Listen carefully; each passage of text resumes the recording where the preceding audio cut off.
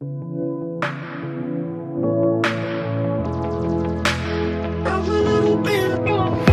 fate awaits within the future. My dreams are small compared to yours. Why should I worry about tomorrow when I know that all I gotta do is trust you, Lord? Every little thing's gonna be alright. Every little thing's gonna be just fine. Whether I can see it now, I know you will work it out for good. Every little thing, everything will be alright.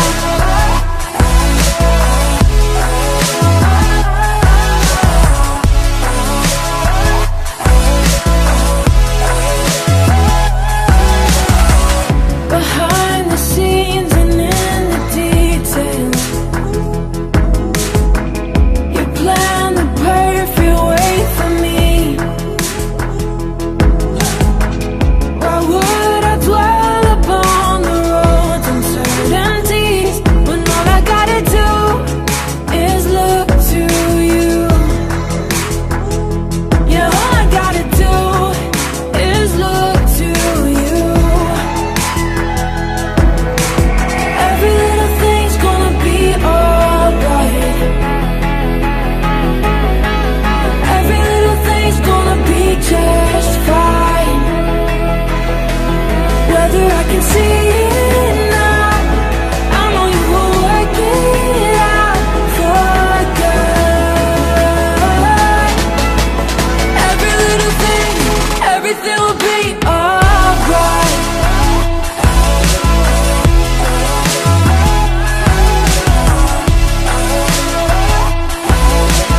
Every little thing, every little thing.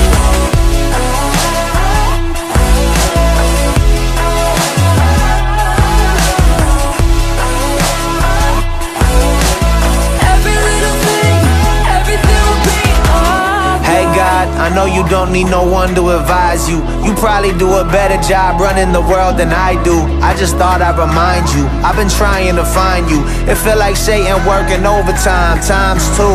They say if it doesn't kill you, that refines you. But I'm trying to live, and that's bigger than survival. It's been a long night, it's been a long fight. So just remind me now, everything will be alright.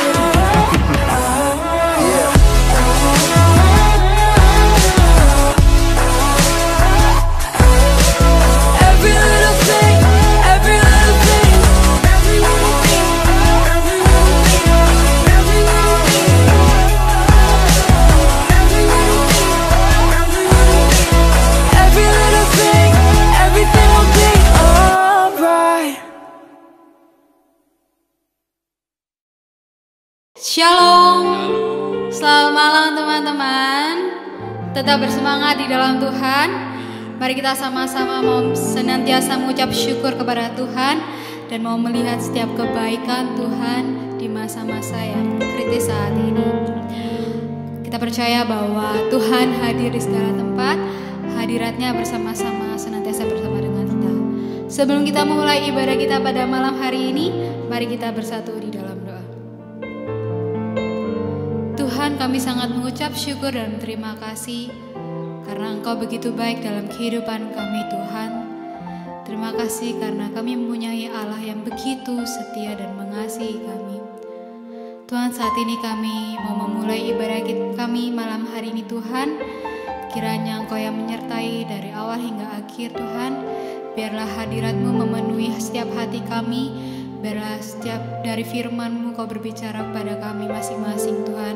Sehingga kehidupan kami terus diubahkan dan kehidupan kami semakin hari semakin berkenan di hadapan-Mu, Tuhan. Terima kasih Tuhan, di dalam nama Tuhan Yesus Kristus kami berdoa.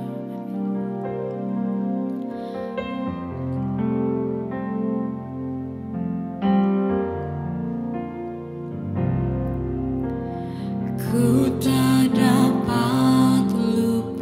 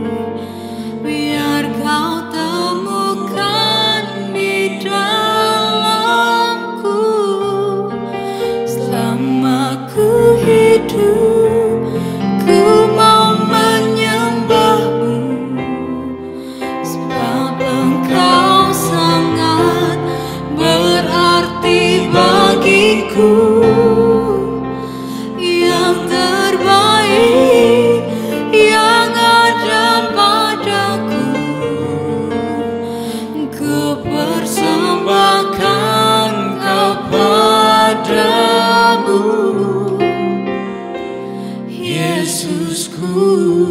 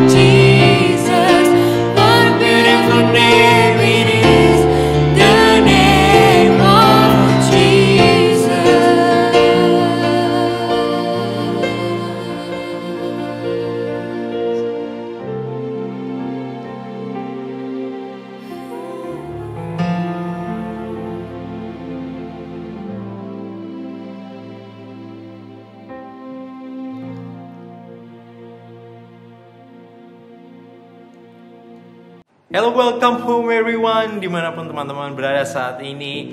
Hey, shout out to you and we are so glad to see you again. And how are you guys going this season? Dan ini adalah sebuah musim yang sangat menantang bagi kita semua. Dan gimana dengan hari-hari teman-teman belakangan hari ini? And anyway, malam hari ini kita akan diberkati oleh sebuah message yang akan disampaikan oleh seorang hamba Tuhan. Dan ini akan memberkati kita semuanya. I'm so excited to hear that. Oleh karena itu mari kita siapkan hati kita, mari kita ambil notes kita, dan mari kita berdoa sama-sama. Siapkan hati kita. Tuhan Yesus, kami berdoa Tuhan, biarlah Engkau membuka kebenaran kepada setiap kami. Kami siapkan hati kami dan kami datang dan kerendahan hati kami Tuhan, untuk mendengarkan kebenaran firman-Mu yang akan membangun kehidupan kami. Dan tidak hanya itu Tuhan, itu akan berbuah di dalam kehidupan kami.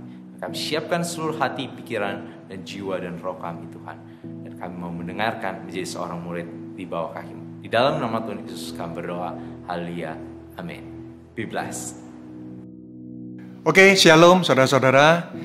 Sebelum kita mendengarkan firman, saya mengajak untuk kita berdoa terlebih dulu. Bapa, di dalam nama Tuhan Yesus Kristus, kami bersyukur buat setiap rahmat kasih setia-Mu yang telah Tuhan tunjukkan dan berikan kepada kami.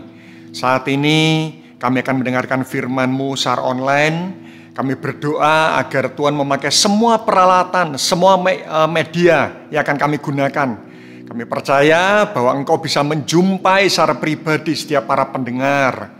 Karena itu kami sungguh-sungguh kami minta agar firman yang Kau sampaikan itu akan memberikan kepada kami kedalaman pondasi, sehingga kami dapat memberikan respon-respon yang benar.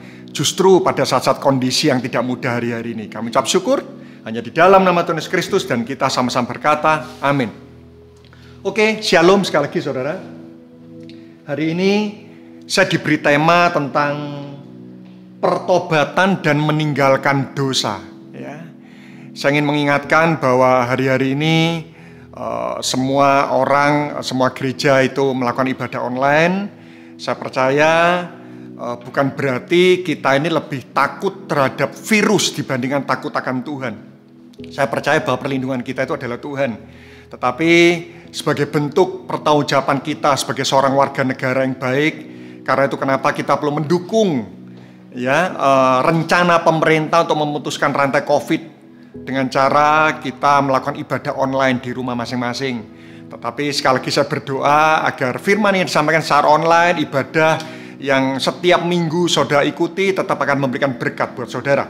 Oke, sekali lagi saya akan mengingatkan bahwa hari ini saya diberi tema tentang pertobatan dan meninggalkan dosa. Saya akan mulai dari Galatia pasal 5 ayat 16 sampai 17. Saya percaya ini adalah firman yang sering kali saudara dengar, tetapi izinkan saya menggunakan ayat ini untuk sebagai pembuka, ayat pembuka, sebelum saya menjelaskan lebih jauh. Ayat yang ke-16. Maksudku ialah, hiduplah oleh roh, maka kamu tidak akan menuruti keinginan daging. Sebab keinginan daging berlawanan dengan keinginan roh, dan keinginan roh berlawanan dengan keinginan daging. Karena keduanya bertentangan, sehingga kamu setiap kali tidak melakukan apa yang kamu kehendaki. Nah, sekali lagi firman Tuhan mengingatkan bahwa manusia roh dengan kedagingan itu sangat bertolak belakang. Waktu manusia roh kita kuat, kedagingan kita kan lemah. Tapi waktu manusia roh kita lemah, kedagingan kita itu pasti akan kuat. Karena itu saya menemukan ada banyak anak muda, cara mereka meninggalkan dosa itu adalah mereka berfokus tentang dosanya. Sekali lagi itu tidak salah.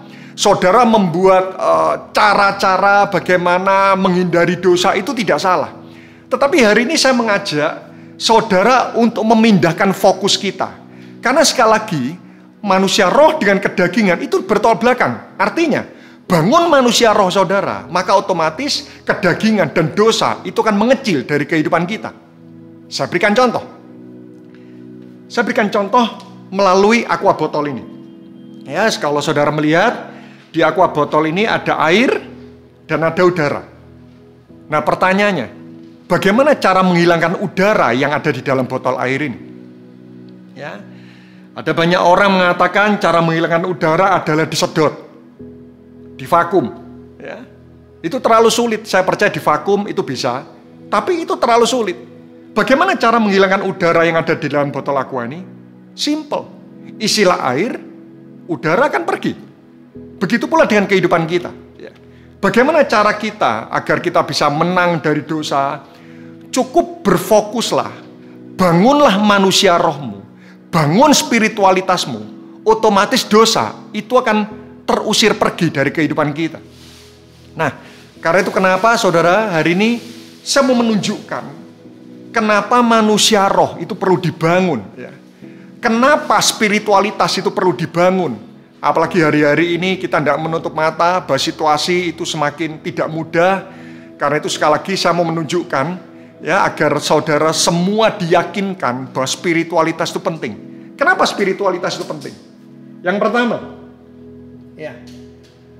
karena spiritualitas itu adalah perisai yang kuat dalam menghadapi godaan dosa.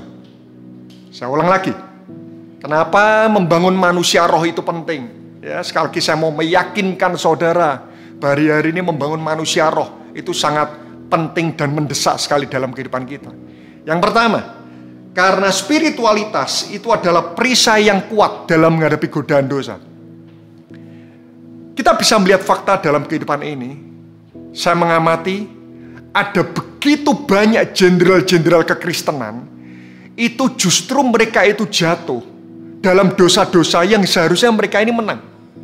Beberapa waktu saya merenungkan, mereka adalah jenderal-jenderal kekristenan, tetapi kenapa mereka itu kok bisa jatuh, kok bisa hancur hidupnya oleh dosa-dosa yang seharusnya mereka menang. Dari hal ini saya menyimpulkan, dosa sekecil apapun, itu tiba-tiba memiliki kekuatan yang besar waktu spiritualitas kita lemah. Tetapi waktu spiritualitas kita ini kuat, godaan dosa sebesar apapun, itu tiba-tiba menjadi sangat lemah kekuatannya pada waktu menerpa kehidupan kita. Jadi sekali lagi, tidak ada yang namanya godaan dosa besar dan godaan dosa kecil. Tidak ada. Sekali lagi kita bisa mengamati ada banyak orang itu justru tersandung itu pada dosa-dosa yang remeh. Berarti sekali lagi ada orang mengatakan ada godaan dosa besar dan ada godaan dosa kecil. Kita tidak perlu memperdebatkan hal itu. Tetapi satu hal yang perlu kita pahami. Waktu spiritualitas kita lemah, dosa sekecil apapun, itu pasti akan sangat besar kekuatannya. Tapi waktu spiritualitas kita ini kuat, dosa sebesar apapun, itu tiba-tiba menjadi sangat lemah kekuatannya. Saya coba ingatkan, saya percaya saudara pernah mengalami yang namanya kasih mula-mula. Masa di mana kita mengalami kasih mula-mula, itu adalah masa di mana spiritualitas kita mengalami titik kemaksimalan. Dan bukankah pada saat itu, tiba-tiba saudara mudah sekali menolak dosa? Saya menemukan saudara, ada begitu banyak orang yang seringkali mereka tidak bisa untuk tidak mencontek dan sebagainya, tidak bisa untuk tidak berbohong. Tapi pada waktu mereka mengalami kasih mula-mula, spiritualitas mereka bagus, tiba-tiba dosa itu menjadi sangat lemah dalam kehidupan mereka. Karena itu kenapa sekali lagi saya mau mengingatkan kenapa spiritualitas itu penting. Yang pertama, karena spiritualitas itu adalah perisai yang kuat dalam menghadapi godaan dosa. Yang kedua, kenapa spiritualitas itu penting? Karena spiritualitas itu adalah pondasi yang kokoh dalam menghadapi permasalahan. Kenapa spiritualitas itu penting? Yang kedua, karena spiritualitas itu adalah pondasi yang kokoh dalam menghadapi permasalahan. Coba cek, kapan terakhir kita kecewa dengan Tuhan? Kapan terakhir kali kita ini tidak puas dengan apa yang kita miliki? Kapan terakhir kali kita ini khawatir akan masa depan kita? Kapan terakhir kali kita ini ragu-ragu, kira-kira Tuhan itu baik atau tidak? Saya percaya, kenapa hal itu terjadi? Karena spiritualitas kita lagi lemah. Saya mengamati dalam kehidupan ini, bahkan saya pernah mengalami, ada beberapa hal yang unik. Ada orang-orang mengalami masalah kecil, responnya salah. Mengalami masalah besar, responnya benar. Kenapa hal ini terjadi? Padahal harusnya kita ini waktu menghadapi masalah besar, respon kita ini salah. Menghadapi masalah kecil, respon kita ini benar. Tapi saya mengamati dalam kehidupan ini, bahkan saya pernah mengalaminya. Ada masalah-masalah kecil yang menerpa kehidupan saya, tapi tiba-tiba saya kalah, saya memberikan respon yang salah. Tapi waktu saya menghadapi masalah-masalah besar, tiba-tiba respon saya benar. Contoh, bulan November lalu, saya tidak menyangka tiba-tiba istri saya kena tumor otak, saudara. Ya, itu saya konsultasi sama 7 dokter, dan semua dokter mengatakan bahwa posisi tumornya ini sangat membahayakan dan istri saya harus operasi, buka batok kepala, dan lamanya operasi itu minimal 10 jam. Dan posisi tumor itu sangat sulit sekali. Jadi sebelum masuk ke posisi tumor itu, dokter harus melewati syaraf nomor 5, nomor 7, dan nomor 8. Itu adalah syaraf wajah, jadi kalau kesentuh sedikit, itu wajahnya turun setengah. Syaraf nomor 7 adalah syaraf pendengaran, jadi kalau kesentuh sedikit istri saya akan tuli seumur hidup. Syaraf nomor 8 itu adalah syaraf yang bersambung dengan otak bawah sadar. Kalau kesentuh sedikit istri saya koma seumur hidup. Itu adalah sesuatu hal yang tidak mudah. Tetapi heran, pada saat itu respon saya bisa benar. Tapi ada waktu-waktu dalam kehidupan yang saya alami, saya justru kalah waktu menghadapi masalah-masalah yang remeh. Kenapa semuanya ini terjadi? Simple. Kenapa sampai masalah kecil itu bisa membuat respon kita salah? Karena waktu itu spiritualitas kita tidak baik. Jadi sekali lagi bukan masalah besar masalahnya, tapi bagaimana kondisi spiritualitas kita. Saya akan mengajak sedikit saudara untuk kita belajar dari Daud. Ya, saya rasa Daud ini adalah salah satu contoh yang baik. Seseorang yang hidupnya berkenan di hadapan Tuhan, tapi dia juga mengalami permasalahan yang sangat berat. Kita melihat dari kehidupan Daud. Daud mulai kecil, dia dianaktirikan. Ya. Semua diajak pergi ke pesta, Daud tinggal menjaga kambing domba. Mulai kecil dianaktirikan. Dan suatu ketika, Daud pernah jadi raja. Dan dia kehilangan semua harta dan posisinya. Dari raja kehilangan semuanya, itu tidak mudah, saudara. Bahkan dikatakan, Daud itu harus berlaku seperti orang gila agar dia bisa hidup. Ya. Hari-hari ini ada begitu banyak bisnismen frustasi. Ya. Saya percaya saudara pernah mendengar ada orang yang bunuh diri karena bisnisnya hancur dan sebagainya. Daud itu raja. Dia kehilangan semua hartanya. Ya. Tapi kenapa Daud tetap kuat? Saudara bisa ngelihat Daud pernah mau dibunuh oleh anaknya, yaitu Absalom. Daud pernah mengabdikan hidupnya kepada raja, di mana dia abdikan hidupnya total, yaitu kepada Saul. Anaknya pernah ingin membunuh dia. Rajanya Saul itu juga pernah mau membunuh dia. Daud pernah melakukan dosa, dan karena dosanya, anaknya ini juga mati dihukum oleh Tuhan. Saya rasa pada titik itu, Daud punya alasan untuk kecewa kepada Tuhan. Bukankah Allah adalah Maha Kasih? Tapi saat itu anak Daud harus membayar konsekuensi dosa yang dilakukan oleh Daud. Daud juga pernah ada di Gua Adulam. Dia melatih 400 sampah masyarakat, dikatakan. 400 sana adalah pencuri, pemerkosa, semuanya. Dilatih 400 sampah masyarakat di Gua Adulam. Menjadi 400 jenderal-jenderal perang yang luar biasa. Tetapi suatu ketika saudara bisa membaca, di kota Siklak, Daud, istri dan anaknya, itu diculik oleh Amalek. Istri dan anak, semua seluruh pasukannya diculik oleh Amalek. Tetapi heran, harusnya pada waktu itu 400 orang yang pernah ditolong Daud, itu harusnya menolong Daud. Tapi kalau saudara membaca di kisah itu, 400 orang yang pernah ditolong Daud, justru mau membunuh Daud. Saudara bisa bayangkan, kalau misal kita ini pernah menolong 400 sampah masyarakat, dan mereka kita latih menjadi seorang direktur yang besar, dan waktu kita jatuh, 400 orang yang harusnya menolong kita justru mengkhianati kita. Bagaimana respon kita? Daud pernah mengalami hal itu. Sampai-sampai dikatakan, Daud menangis sampai tidak kuat menangis lagi. Ya. Daud pernah kehilangan harta, kehilangan karir, kehilangan kuasa, kehilangan figur pemimpin, kehilangan teman-temannya, bahkan anggota keluarganya. Orang tua sakiti, saudara sakiti, pemimpin sakiti, anak sakiti, rekan-rekan terdekat disakiti, menyakiti dia. Pertanyaan saya, apakah Daud jahat? Ada banyak orang mengatakan kalau hidup kita berkenan di hadapan Tuhan, kita tidak akan mengalami masalah. Apakah Daud jahat? Tidak. Memang Daud pernah melakukan dosa. Tapi Daud dikatakan sebagai salah satu orang berkenan di hadapan Tuhan. Tapi toh dia juga mengalami masalah. Dari hal ini kita bisa melihat, masalah itu tidak pilih-pilih, saudara. Ada orang mengatakan bahwa masalah itu datang dalam hidup kita pada waktu kita siap. Saya tidak setuju, saudara. Buktinya ada orang kecewa, ada orang murtad. Artinya, seringkali masalah itu datang dalam kehidupan kita. Itu pada waktu kita ini tidak siap. Karena itu kenapa, saudara, anak-anak muda, saudara yang mendengarkan firman ini, kenapa spiritualitas itu penting? Karena spiritualitas itu adalah pondasi yang kokoh dalam menghadapi masalah. Justru masalah itu menunjukkan kepada kita seberapa serius kita membangun spiritualitas kita. Jadi jika hari-hari ini saudara mengalami masalah yang berat, terus akhirnya hidup kita ini akhirnya kita kecewa, terus kita mengatakan Tuhan tidak adil, bukankah aku telah mengasihi Tuhan? Saudara, sekali lagi saya harus mengatakan masalah itu tidak bisa pilih-pilih. Dan kadang-kadang masalah itu datang dalam hidup kita pada waktu kita tidak siap.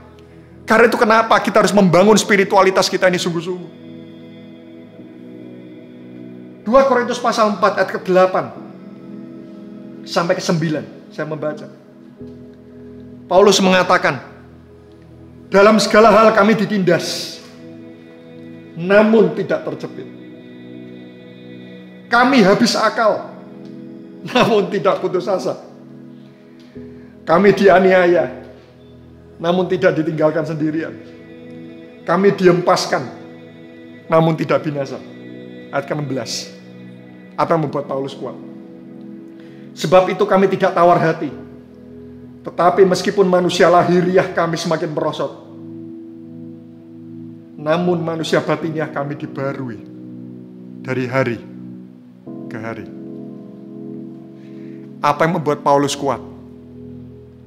Spiritualitasnya. Karena itu kenapa saudara-saudara bangun spiritualitasmu. Saya percaya saudara sudah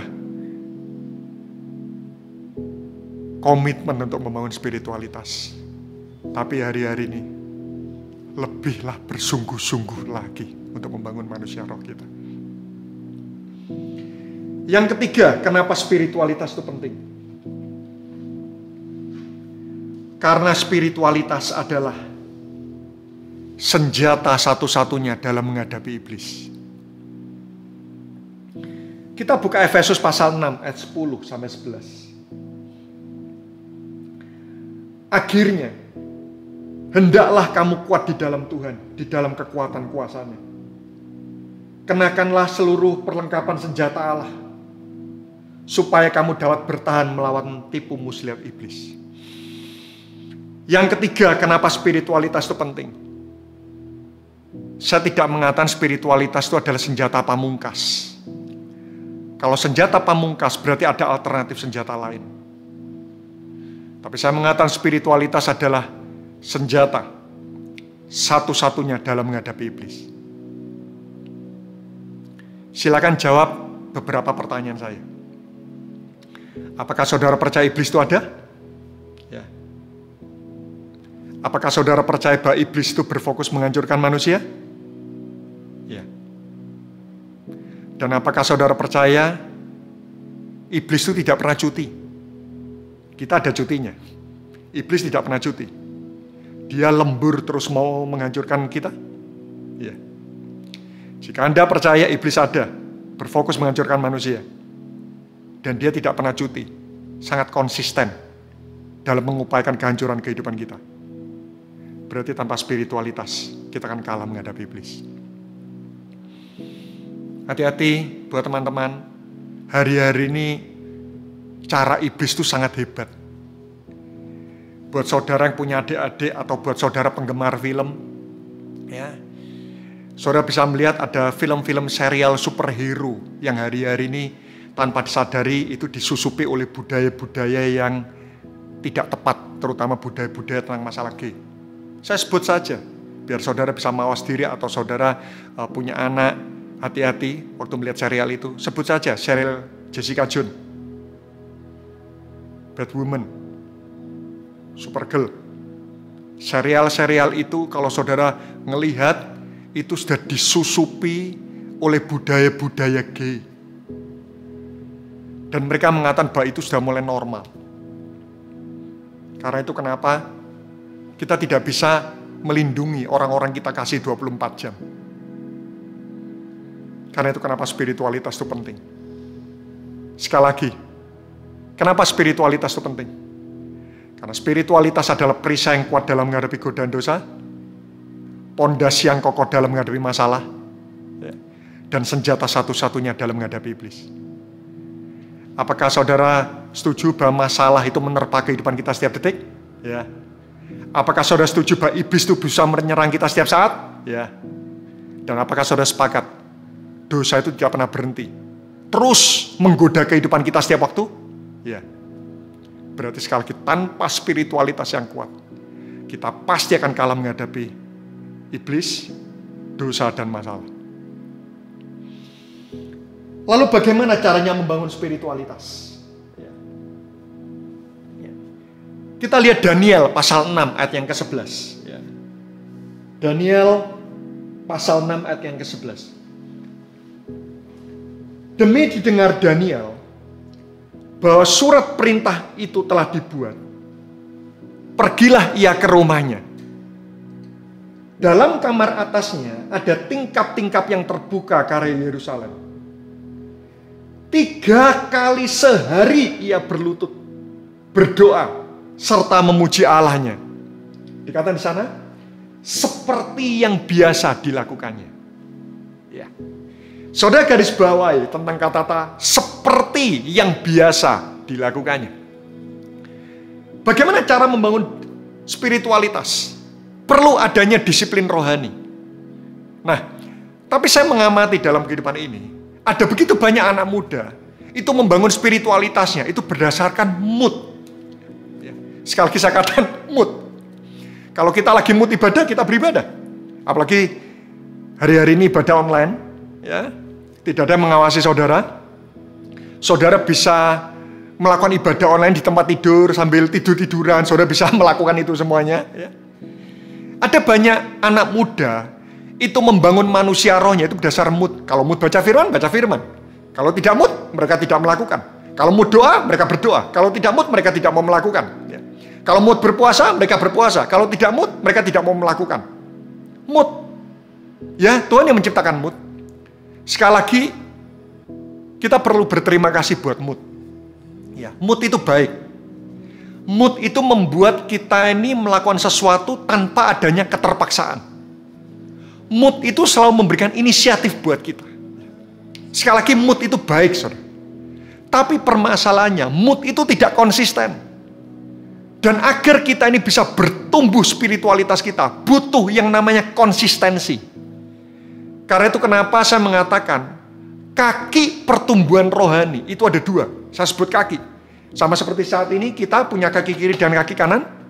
Saya mengatakan bahwa kaki pertumbuhan rohani itu ada 2. Kaki kiri itu adalah mood. Tapi kaki kanan itu adalah disiplin rohani. Waktu mood itu ada, disiplin rohani tidak diperlukan.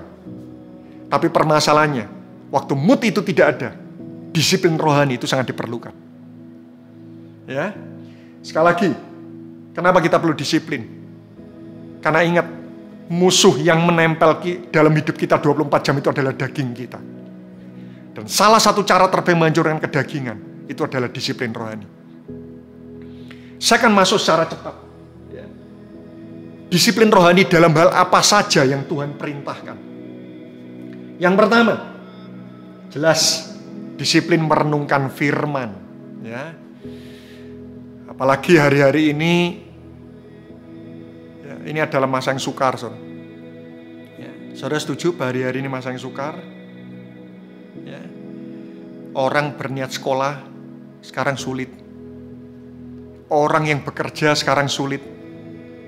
Ya. Kita beribadah sulit. Kita sakit mau ke dokter, tidak mudah. Saya punya anak, saudara, sakit gigi. Cari dokter gigi yang buka, itu tidak mudah. Dan kalaupun ada yang buka, kita harus meneliti betul-betul alat yang dipakai steril atau tidak. Zaman dulu kerusuhan, kita bisa lari ke luar negeri. Saat ini, kita tidak bisa kemana-mana. Hari ini adalah masa yang sulit. Tapi sekali lagi Alkitab mengatakan bahwa di hari-hari terakhir akan datang masa yang sukar.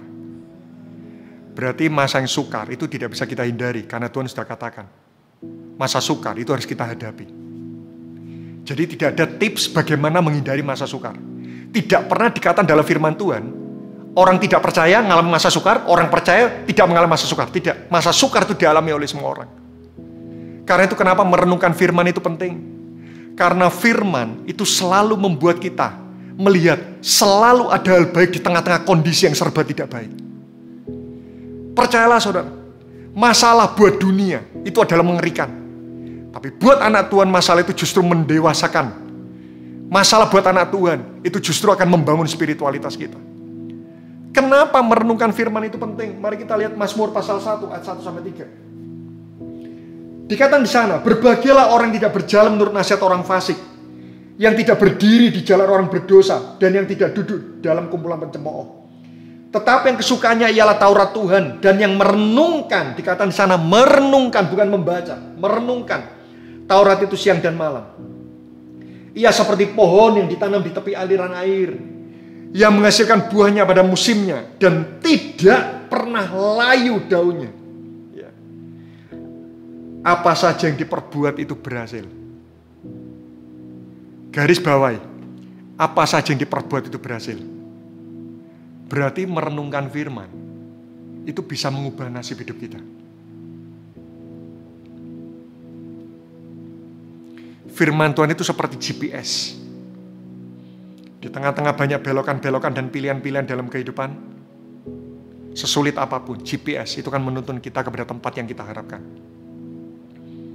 Percayalah, merenungkan firman itu bisa membuat kehidupan kita ini berhasil. Kenapa?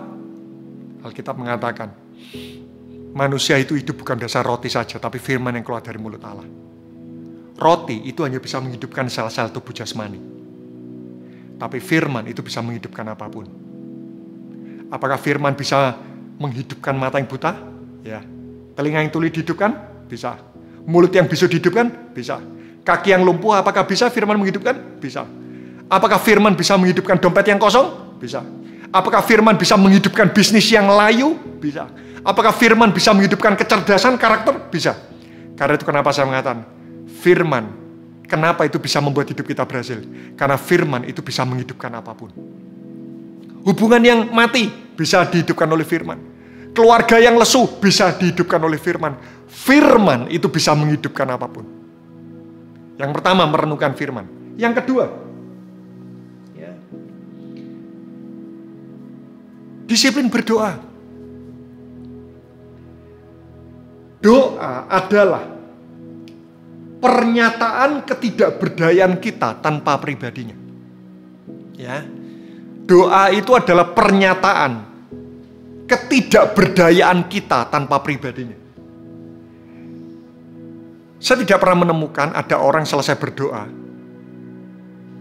dia makin merasa mampu tanpa Tuhan. Saya tidak pernah menemukan. Orang makin suka berdoa, dia semakin sadar bahwa kita tidak bisa apa-apa tanpa Tuhan. Karena itu kenapa tingkat keseriusan kita berdoa, itu tergantung dari tingkat kesadaran kita.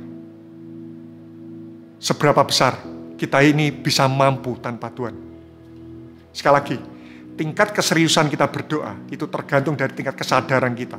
Seberapa besar kita ini sadar, kita ini tidak bisa apa-apa tanpa Tuhan. Karena itu hanya orang sombong yang sulit berdoa. Semakin kita sadar bahwa kita ini tidak bisa apa-apa, saya percaya doa kita akan semakin kuat. Yang ketiga, disiplin ketiga itu adalah disiplin berpuasa, saudara ya. Hari-hari ini banyak orang tua yang pusing karena anaknya di rumah, karena selalu nyamil terus ya, makan terus ya. Disiplin berpuasa. Kenapa puasa itu penting? Ingat, penghalang kebangunan rohani itu adalah daging. Dan cara menghancurkan kedagingan itu adalah berpuasa. Karena itu kenapa kalau saudara mulai malas berdoa, malas baca firman semuanya, bukan cuma hadir dalam ibadah kebangunan rohani, bukan. Penghalang kebangunan rohani itu adalah kedagingan kita. Dan cara menghancurkan kedagingan itu adalah berpuasa. Ya. Yang ketiga, itu puasa. Poin yang keempat, itu adalah disiplin beribadah. Mari kita lihat 2 Timotius pasal 3 ayat yang kelima. Secara lahiriah mereka menjalankan ibadah mereka, tetapi pada hakikatnya mereka memungkiri kekuatannya. Jauhilah mereka itu. Ternyata Alkitab mengatakan ada orang-orang beribadah, tapi mereka tidak meyakini kekuatan dari ibadah.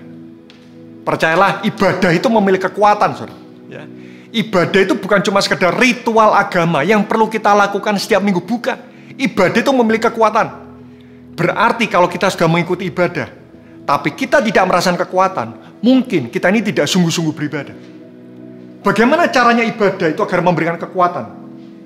Mari kita lihat ayat yang terakhir, 1 Timotius pasal yang ke-6, ayat yang ke-6.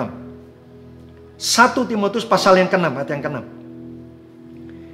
Memang ibadah itu kalau disertai rasa cukup, memberikan keuntungan besar. Memang ibadah itu kalau disertai rasa cukup, memberikan keuntungan besar. Rasa cukup di sana ternyata di dalam pengertian yang lain itu adalah disertai kondisi roh, jiwa, dan tubuh yang terbaik. Artinya Alkitab mengatakan memang ibadah kalau disertai kondisi roh, jiwa, dan tubuh yang terbaik, maka akan memberikan benefit dalam kehidupan kita. Kondisi roh artinya seperti ini. Meskipun saudara melakukan ibadah online, sebelum saudara melihat ibadah itu, berdoalah terlebih dulu. Siapkan kondisi roh kita. Kondisi jiwa yang terbaik itu artinya fokuskan pikiran dan perasaan kita. Ya, ada banyak orang melakukan ibadah online sambil mereka tetap menjawab chat. Ya, ayo saudara. Fokuskan semua pikiran dan perasaan kita, kehendak kita fokuskan. Tubuh itu artinya tetap berikan gestur tubuh yang terbaik. Ya. Bukan masalah kita duduk di mana, tapi coba pilih tempat-tempat di mana itu membuat gestur tubuh kita itu bisa mendukung kita agar kita bisa mengikuti ibadah dengan baik.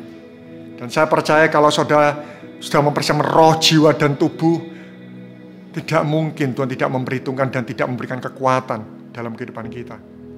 Karena itu sekali lagi saya menyimpulkan ya, bagaimana cara kita meninggalkan dosa. Sekali lagi bangun spiritualitas.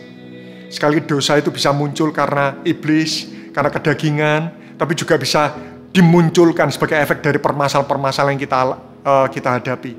Karena itu kenapa kita perlu bangun spiritualitas? Karena spiritualitas itu adalah cara kita mengalahkan iblis, masalah, dan dosa. Dan dalam hal apa kita membangun spiritualitas? Disiplin rohani. Disiplin dalam hal apa? Disiplin merenungkan firman, berdoa, ambil waktu berpuasa, dan yang terakhir, tetaplah mengikuti ibadah. Mari kita berdoa. Bapa, terima kasih buat firman yang telah Kau sampaikan kepada kami. Kami berdoa agar Tuhan memberikan pewahyuan kepada kami melalui firman yang telah kami dengar. Roh Kudus tolong kami agar di masa-masa yang sulit ini kami tetap bisa survive, kami tetap bisa menang, dan biarlah pada waktu kami selesai, kami menjalani semua masa-masa yang sulit ini, kami bisa kagum atau kami bisa melihat betapa hebatnya Tuhan dalam menjaga dan melindungi kehidupan kami. Terima kasih, berkati setiap rekan-rekan hamba-Mu yang mendengarkan ibadah ini secara online. Kami percaya Tuhan telah bekerja dalam kehidupan mereka.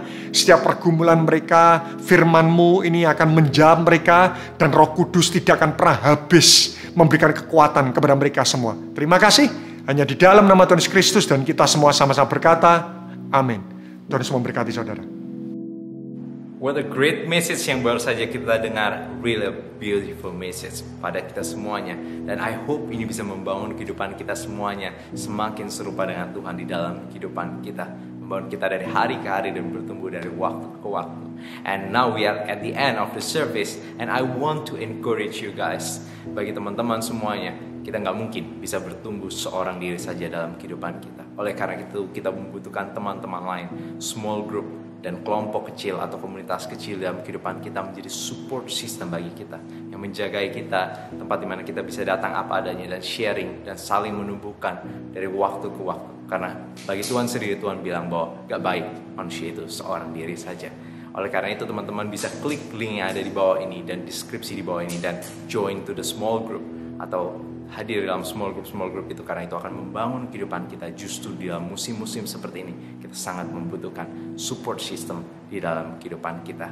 Oleh karena itu teman-teman semuanya, thank you for joining online service The Church on Air, dan we are so glad to see you and hope we can see you next week. See you next week and God bless you all.